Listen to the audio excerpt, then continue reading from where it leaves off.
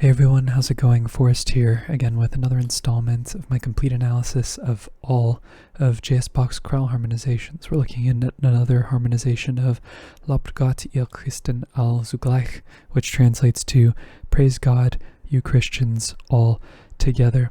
Again, a pretty fairly straightforward chorale until we get to this penultimate phrase. There's something interesting going on at the end of it, and I think there are a couple of different interpretations as to how you can go about analyzing it, but I think it really is just an unusual phrase that has a peculiar cadential component. So we're just going to hop right into the analysis and get to it when we get there. 3 sharps in the key signature. We start with A major, we end with A major. I reckon our overall tonality is A major in this chorale. That takes us to G sharp, B, E, and E, which is 5-6, E major over G sharp, passing tone in the alto. We have E, E, G sharp, and E, which is just taking our chord and putting it in root position, passing 7th in the tenor, and then we get A, C sharp, A, and E, which is our tonic in root position. Passing tones in the lower voices before we get C sharp, E, A, and E, just taking our chord and putting it in first inversion. No need to reanalyze or reiterate the Roman numeral. A is a chord tone, so we don't need to mark it. Then we get D, D, A, and F sharp. It's a 4-chord D major, passing 7th in the tenor. E, B, G sharp, and E. That's our 5-chord, passing 7th in the melody, and then we have an imperfect authentic cadence here with A major, A, E, and C sharp. Next phrase is going to end in a perfect authentic cadence in the key of E major, and we pretty much modulate straight away. We start off with E major, E, G sharp, E, and B, and I think the modulation can start as early as this E chord. However, I think this first progression of E going to A major here, A, E, and C sharp is a 5-1 progression in the key of A major, and that's the last we hear in the key of E major, just because we have these passing tones in the upper voices, namely this D sharp. So I think this A in the key of E is also our 4-chord. In here with the rest of the tones we have F sharp, A, F sharp, and D sharp, which is D sharp diminished over A. That is 7, 6, 4. More specifically, the inversion doesn't really matter too much with these passing chords. It's just 4 going to 7, which is a really common subdivided chord progression that Bach uses in his chorales. We then have G sharp, B, G sharp, and E, which is our tonic triad in first inversion. Passing tone in the bass before we get B, F sharp, and E. It's a bit of an interesting chord here. I think this is a 5-chord. However, we have a suspension in the melody of all the voices, like a 4-3 suspension over the dominant. So what makes it's kind of a common suspension that we see over root position 5 chords, at least in Bach's chorale writing. And this F sharp is actually a chord tone coincidentally, but it's the D sharp that is our 3rd that realizes the chord entirely. We have B, G sharp, interestingly, which is a cadential tone here. I don't think this is turning into a 3-chord with G sharp, B, and D sharp going on. I suppose I could put that there, but I think actually this is sort of just turning into a root position 7 chord. This G sharp is an accented non-chord tone, but regardless, it takes us to our tonic E major, E, B, G sharp, and E. Bach's going to flip back around to the key of A major for our next cadence. Apologies for not, did I say E major? I meant A major. Maybe I did say A major. Sorry, I'm confusing myself here.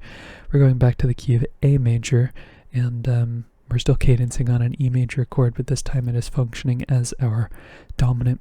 We're going to start off in the key of A here with E, B, G sharp, and E again. So in the key of E, it's our same chord, but in the key of A, it is our 5-chord. Passing 7th on the bass, and then we get C sharp, A, and E, which is our tonic in first inversion, A major. Passing tone in the bass, E, B, G sharp, and E, which is our 5-chord. We have some more passing tones in the alto and the bass, and we have a neighbor tone here in the tenor, which leaves us with F sharp, A, F sharp and E, which is kind of like a passing 6/7 chord, but we don't have all the context. Typically with subdivided chord progressions, I only tend to mark chords that are fully intact. It's more just a consistency thing, but definitely the components are there if you wanted to analyze it that way. But afterwards we have G sharp, B, E, and E.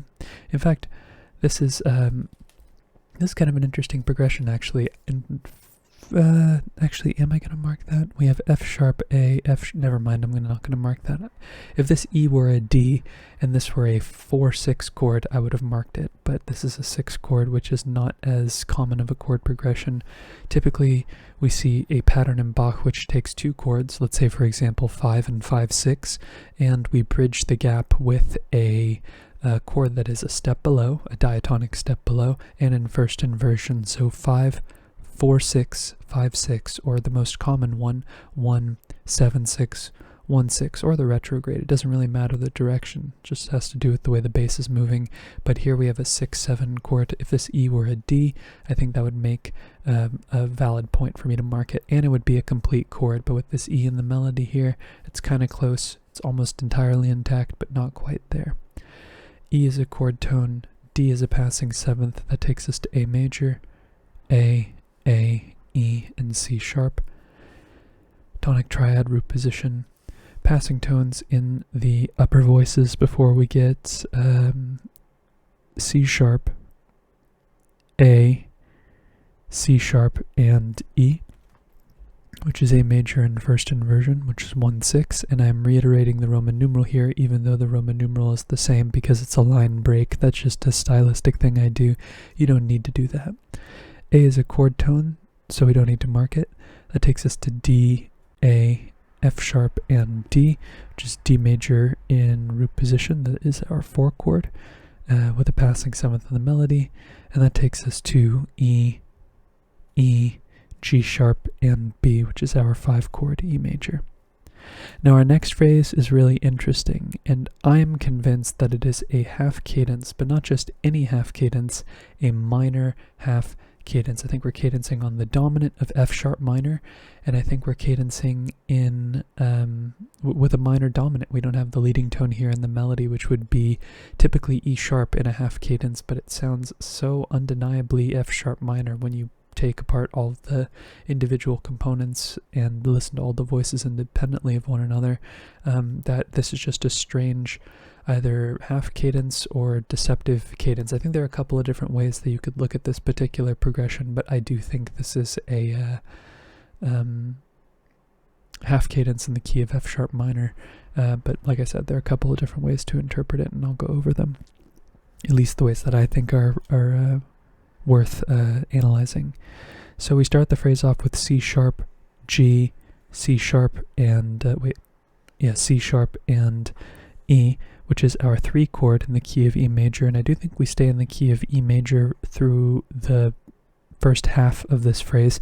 It's kind of coincidental that we start and end the phrase on C sharp minor in 2 different contexts. It almost feels like 5 going to 1 here, but it's actually 3 going to 6 in the key of A major, in my opinion. We have a passing 7th in the tenor here, and then we have F sharp, A, and D. Not F sharp minor exactly, but very close to F sharp minor, similar to this chord right here. Instead of E, which would make it a F sharp minor 7 chord, we have D in the melody. So very similar in terms of the root movement, or sorry, not the root movement, the bass movement, but the difference between the 2 chords is C sharp versus D, and this chord has a D in it, so 3 going to 4/6. It's basically 3 going to 6. Regardless, passing tones in the lower voices doesn't really leave us with an analyzable chord, unfortunately, so we're just moving to the next beat, where we have C sharp, A, and C sharp, which is our tonic in root position, A major. And then we have this little delayed passing tone here, or passing 7th, and this A, which is a chord tone, which is kind of interesting to see this here without it being contextualized over another note, but it's really just counterpoint. Tonic 7ths are kind of rare in this context, or really in any context. You don't see them all too often in Bach. But afterwards we get, I think, where we start the modulation process. We have A, D, F sharp, and B. However, I think this A is a lower suspension. It could be underneath the melody, a 9-10 suspension, or it could be underneath the tenor, like a 4-5 suspension, but I think it's the 9-10 suspension underneath the melody. And this G sharp is actually our chord tone, making this G sharp minor 7 flat 5, G sharp, D, F sharp, and B, which would be 7, 7 in the key of A major. But I also think that in the key of F sharp minor, this is our 2 chord, and Bach does this from time to time. And what's kind of interesting is that this turns into a 4-2 chord here, F sharp, D, G sharp, and B, and even goes about, like, rewriting the chord. So we could just change the figure bass to 4-2, and in the typical fashion that 4-2 chords resolved in, we have a neighbor tone in the bass, a little delayed neighbor tone here, and a non-chord tone here where we have E sharp, C sharp, G, and C sharp, which is C sharp major over E. That's 5-6, which makes me feel like we are in the key of F sharp minor. Bare minimum, we're tonicizing it. So that takes us to F sharp minor, F sharp, C sharp, F sharp, and A, which is our tonic triad. And here is where the debate can start to take place, at least the more serious debate in my opinion. So I think we're in the key of F sharp minor, and I'm going to go and analyze this in the key of F sharp minor. And the reason why it's strange is because I think this is a half cadence. It sounds like we're landing on the dominant, but we have a minor dominant. Feels like C is a stable chord, doesn't really demand any resolution because of its stability. It's just going to be a minor dominant. So after our tonic triad, we have passing tones in the upper voices, and here is the main argument for why I don't think, or the main argument, not why I don't think, I do think this is a minor cadence. It just feels a little strange, is that we start the phrase off, and I'm putting it in parentheses here because I think this E is ultimately an accented non-chord tone, so it should go lower actually. Could be 4-2. It's uncommon for us to see a tonic triad functioning as or having a chordal 7th, so E, F sharp, A, and C would be like taking our chord and putting 4-2 underneath it. But I think E, A, and C sharp are all accented non-chord tones, and really the big picture here is D, F sharp, B, and D, which would be B minor over D. That's 4-6, taking us to 5. Is that right? Yeah, because the D going down to C, and I guess it would technically be a Phrygian half cadence because of the half step movement in the bass, D going down to C, but this would be C sharp minor, C sharp, G sharp, C sharp, and E. And this is what it sounds like to me, and I think that, the reason why I think a wonky cadence is justifiable in this case, because minor dominants, I don't think I've ever seen Bach cadence on a minor dominant. The main reason why I think this cadence is justifiable is because yesterday's cadence of this same particular melody that took a very similar form to this chorale is also unusual. If you want to look at yesterday's video, just spoiling it a little bit, the cadence that happened at this exact same point in yesterday's harmonization was was a diminished chord. It's actually fully diminished, I believe. And that's the first time we've seen a diminished chord. So the fact that this chord is strange under two sets of circumstances is I don't think it's a coincidence. I think Bach has a particular relationship or particular interpretation of what's happening in the melody and maybe other potential settings of this text, or maybe just the text in general. But I do think this sounds like a rising line in the key of F sharp minor. It feels like F sharp, G sharp, A, B, C sharp, and all of the other supporting lines feel that way. But the fact that we arrive on a minor dominant is more a byproduct of the melody than anything else. Sorry for all the eraser marks. I was trying to analyze this under sort of like a different set of circumstances, like analyzing it in the key of E major or analyzing it in the key of C sharp minor, but really the pitch collections don't line up as well as they do for F sharp minor. In E major, it doesn't really make much sense because we have D natural. This could be a modal phrase. It does sort of impart a modal sound on the chorale, at least in this section. But I think justifying it in the key of F sharp minor is the least unusual interpretation of the phrase, and it makes sense because Bach does modulate to a a relative, not the relative, in this case it is the relative minor, but in yesterday's chorale, Bach modulates to the key of A minor from G major, so it's a minor key that is not distant from the key that we were just in, which is the overall tonic of this particular key. So we start off with A sharp, C sharp, F sharp, and E, which is F sharp 7 over A, which would be 5, 6, 5 of 4, because our tonic is also the dominant of 4, and that takes us to 4, B, D, F sharp, and D, which is our 4 chord, B minor, so it goes where we would expect, and I think this is our gateway back to the key of A major. We have B, E, G sharp, and D, which is like a passing E7 chord. In this case it's in second inversion, so 5, 4, 3, and then we get some deceptive harmony that will loop us back into a cycle of falling fifths progression to take the chorale out. So we have F sharp, F sharp again, A, and C sharp, that's 6, F sharp minor, passing 7th in the bass, D, F sharp, A, and B, it's B minor 7 over D. We know that Bach loves 2, 6, 5 chords, especially in cadential contexts. B is a chord tone, so we don't need to mark it. We then have E, E, G sharp, and B, which is our 5 chord, E major, passing 7th in the tenor, and then we cadence on A major, A, C sharp, E, and A. So the ending is very typical. We expect Bach to end with a perfect authentic cadence, but this cadence here at the end of this phrase is very peculiar. Whatever way you cut it, there is some interesting counterpoint here that does not compute under normative circumstances. There's always going to be some wonky twist to your analysis, however you look at it.